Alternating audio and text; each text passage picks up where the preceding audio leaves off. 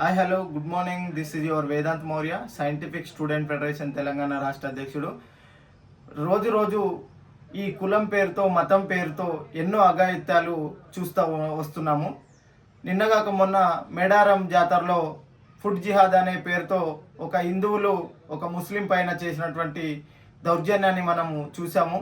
అలాగే నిన్న మన హైదరాబాద్ కూకట్పల్లిలో ఒక రిటైర్డ్ ఎస్ఐ ఇంట్లో జరిగినటువంటి అఘాత్యం చాలా ఘోరంగా అనిపిస్తూ ఉన్నది.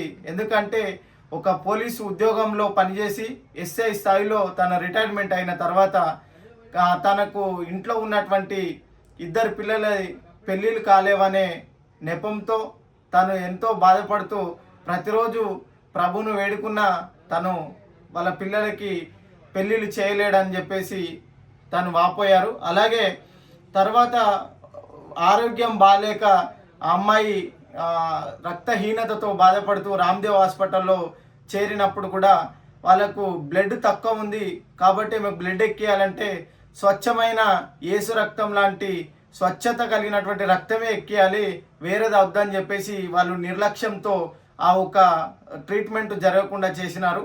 అలాంటి ట్రీట్మెంట్ చేయకుండా తనకు రక్తం ఎక్కకపోవడంతో రక్తహీనతతో ఆ అమ్మాయి చనిపోవడం జరిగింది. ఆ చనిపోయిన అమ్మాయిని నేరుగా శ్మశాన వాటికకో లేకపోతే ఇంటికి వెళ్ళి దహన సంస్కారాలు చేయాల్సినటువంటి ఆ కుటుంబీకులు ఆ దేవుడు యేసు ప్రభు రక్షిస్తాడని చెప్పేసి మూఢనమ్మకంతో ఆ ఇంట్లోనే పెట్టి 4 రోజులు వాళ్ళకి ప్రార్థన చేయడం జరిగింది. అంటే నేడు చనిపోక ముందు హాస్పిటల్కి వెళ్ళి హాస్పిటల్లో చూపించుకొని మన ఆరోగ్యాన్ని మెరుగుపరుచుకోవాల్సిన ఈ సైన్స్ యుగంలో కూడా ఈ మూఢనమ్మకాలు నమ్మి దేవుడు అని లేకపోతే మతము అని ఇంకొక ప్రార్థనలు అని లేకపోతే ఇంకొక దగ్గరికి అని చెప్పేసి మనుషుల యొక్క జీవితాలను నాశనం చేసుకున్నటువంటి పరిస్థితి నేడు మనం చూస్తూ ఉన్నాం. ఎవరైనా సరే, అది హిందువులైనా ముస్లింలైనా క్రిస్టియన్లైనా ఎవరైనా సరే ఆరోగ్యం బాగలేకపోతే హాస్పిటల్కి మాత్రమే వెళ్ళాలి.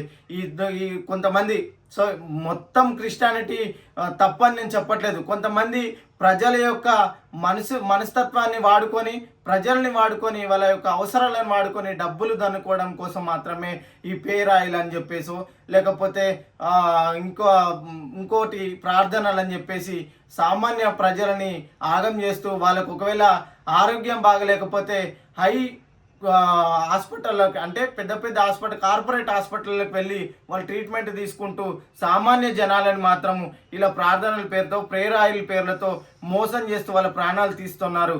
కాబట్టి ఈ దొంగ బాబాలని దొంగ స్వాములని దొంగ పక్కీర్లని నమ్మకుండా మీ యొక్క మనసుని నమ్ముకొని మీ బిలీవ్ సిస్టమ్ నేను కాదంటలేను, మీరు ఎవరైనా బిలీవ్ చేసుకోండి. కానీ మూఢనమ్మకాల బారిన పడి మీ ప్రాణాలు కోల్పోయి మీ తల్లిదండ్రులకి మీ బిడ్డలకి ఈ సమాజానికి చెడ్డ పేరు తీసుకొచ్చి వాళ్ళకు శోక సముద్రంలోకి ముంచే ప్రయత్నం చేయొద్దని చెప్పేసి మా సైంటిఫిక్ స్టూడెంట్ ఫెడరేషన్ నుంచి మేము వేడుకుంటా ఉన్నాం. ఈ సమాజంలో సైన్స్ రోజు రోజుకు అభివృద్ధి చెందుతున్నది. మనము చంద్రగ్రహం వరకు వెళ్తున్నాము, ఇంకా మిగతా గ్రహాల్లో కూడా వెళ్ళే ప్రయత్నం చేస్తున్నాము. ఒకవేళ భూగర్భంలో ఏముందో చూడగలుగుతున్నాము, సముద్రంలో ఏముందని చెప్పేసి చూడగలుగుతున్నాము. ఈ ప్రపంచంలో ఎక్కడ ఏం జరుగుతుందో మనం చూడగలుగుతున్నాము. ఎక్కడో అమెరికాలో ఉన్న వ్యక్తితోటి ఇక్కడ ఉండి స్టిల్ పక్కనే ఉన్నట్టు మనం మాట్లాడగలుగుతున్నాము, వీడియో కాల్ మాట్లాడుతున్నాము, ఆడియో కాల్ మాట్లాడగలుగుతున్నాము. ఎన్నో అప్డేట్ అవుతున్నటువంటి ఈ కాలంలో కూడా అదే మూఢనమ్మకాల బారిన పడి యేసు వచ్చి రక్షిస్తాడనో లేకపోతే అల్లా వచ్చి రక్షిస్తాడనో లేకపోతే ఇంకొక 30 కోట్లలో ఉన్నటువంటి దేవుళ్ళు వచ్చి మమ్మల్ని రక్షిస్తారని చెప్పేసి మీ ప్రాణాలని పోగొట్టుకోవద్దని చెప్పేసి తెలియజేస్తూ థ్యాంక్ యూ.